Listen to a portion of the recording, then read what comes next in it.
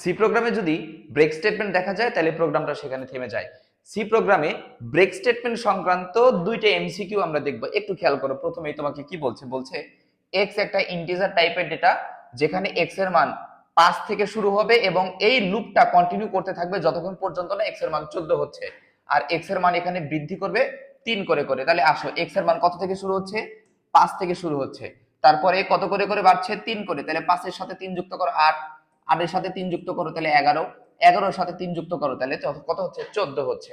তার মানে এক্স এর মান 5 থেকে শুরু করলো, কততে শুরু হচ্ছে? 5 থেকে শুরু হচ্ছে, 5, 8, 11, 14, এই 4 বার আমার এই আইসিটি লেখাটা প্রিন্ট করত যদি তোমার এইখানে ইফ এক্স ইকুয়াল ইকুয়াল 11 তারপরে ব্রেক স্টেটমেন্টটা যদি না থাকতো।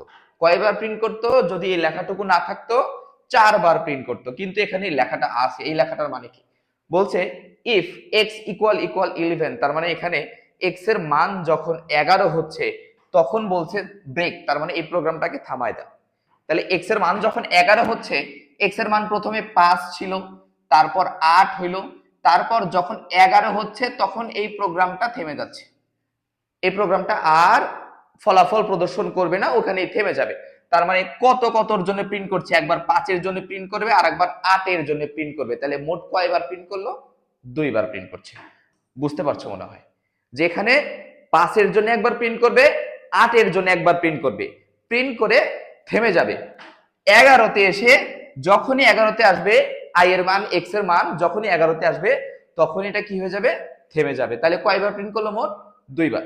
ঠিক এর পরের এমসিকিউটাতে একটু ভিন্নতা রেখেছি, খেয়াল করো। ওই একই কথা, যে এক্স এর মান 5 থেকে শুরু হচ্ছে, 14 পর্যন্ত এই লুপটা কন্টিনিউ করবে, এক্স এর মান 3 করে করে বাড়ছে। তাহলে প্রথমে কত হচ্ছে? 5, তারপরে 8, তারপরে 11, আর তারপরে হিসাবে হওয়ার কথা কত ছিল? 14। যদি এই if x equal equal 11 break এই লেখাটা না থাকতো। খেয়াল করো এর আগেরটার দিকে তাকাও। এর আগেরটাতে এই প্রিন্টএফ এর উপরের দিকে ব্রেক ছিল, কিন্তু এই পরেরটাতে প্রিন্টএফ এর নিচের দিকে ব্রেক স্টেটমেন্টটা আছে।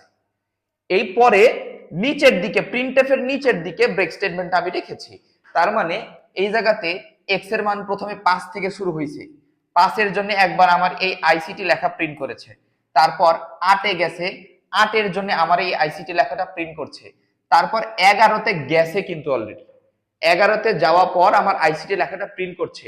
আইসিটি এই লেখাটা 11তে প্রিন্ট করার পর এখানে এসে চেক দিচ্ছে যে এক্স এর মান কি 11 হয়েছে কিনা।